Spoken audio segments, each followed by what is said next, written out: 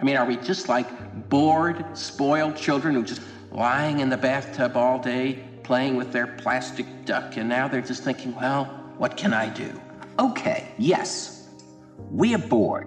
We're all bored now. But has it ever occurred to you, Wally, that the process that creates this boredom that we see in the world now may very well be a self-perpetuating, unconscious form of brainwashing created by a world totalitarian government based on money, and that all of this is much more dangerous than one thinks, and it's not just a question of individual survival, Wally, but that somebody who's bored is asleep, and somebody who's asleep will not say no?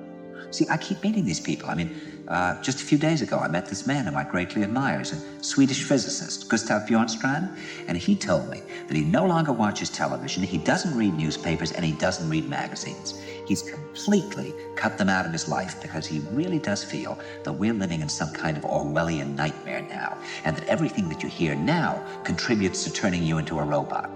When I was at Findhorn, I met this extraordinary English tree expert who had devoted his life to saving trees. Just got back from Washington, lobbying to save the redwoods. He's 84 years old. He always travels with a backpack because he never knows where he's going to be tomorrow. And when I met him at Findhorn, he said to me, "Where are you from?" And I said, "New York." He said, "New York, yes, that's a very interesting place. Do you know a lot of New Yorkers who keep talking about the fact that they want to leave but never do?" And I said, "Oh, yes." And he said, "Why do you think they don't leave?"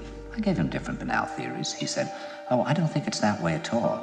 He said, "I think that New York is the new model for the new concentration camp, where the camp has been built by the inmates themselves, and the inmates are the guards, and they have this pride in this thing they've built. They've built their own prison, and so they exist in a state of schizophrenia, where they are both guards and prisoners, and as a result, they no longer have, having been lobotomized, the capacity to leave the prison they've made, or to even see it as a prison." And then he went into his pocket and he took out a seed for a tree, and he said, "This is a pine tree." Put it in my hand, and he said, "Escape before it's too late." See, actually, for 2 or 3 years now, Chiquita and I have had this very unpleasant feeling that we really should get out.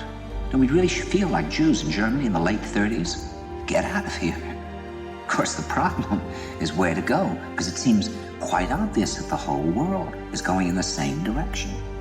See, I think it's quite possible that the 1960s represented the last burst of the human being before he was extinguished, and that this is the beginning of the rest of the future now, that from now on there'll simply be all these robots walking around, feeling nothing, thinking nothing, and there'll be nobody left almost to remind them that there once was a species called a human being, with feelings and thoughts, and that history and memory are right now being erased, and soon nobody will really remember that life existed on the planet. They're feeling that there'll be these pockets of light springing up in different parts of the world, and that these will be, in a way, invisible planets on this planet, and that as we or the world grow colder, we can take invisible space journeys to these different planets, refuel for what it is we need to do on the planet itself, and come back. And it's their feeling that there have to be centers now where people can come and reconstruct a new future for the world. And when I was talking to Gustav Bjornstrand, he was saying that actually these centers are growing up everywhere now. And that what they're trying to do, which is what Findhorn was trying to do, and in a way, what I was trying to do. I mean, these things can't be given names, but in a way, these are all attempts at creating a new kind of school or a new kind of monastery.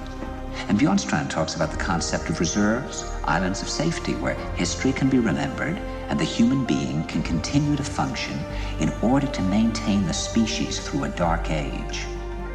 In other words, we're talking about an underground, which did exist in a different way during the Dark Ages among the mystical orders of the Church. And the purpose of this underground is to find out how to preserve the light, life, the culture, how to keep things living. You see, I keep thinking that what we need is a new language, a language of the heart. Languages in the Polish forest where language wasn't needed. Some kind of language between people that is a new kind of poetry. That's the poetry of the dancing bee that tells us where the honey is. And I think that in order to create that language, you're going to have to learn how you can go through a looking glass into another kind of perception where you have that sense of being united to all things, and suddenly you understand everything.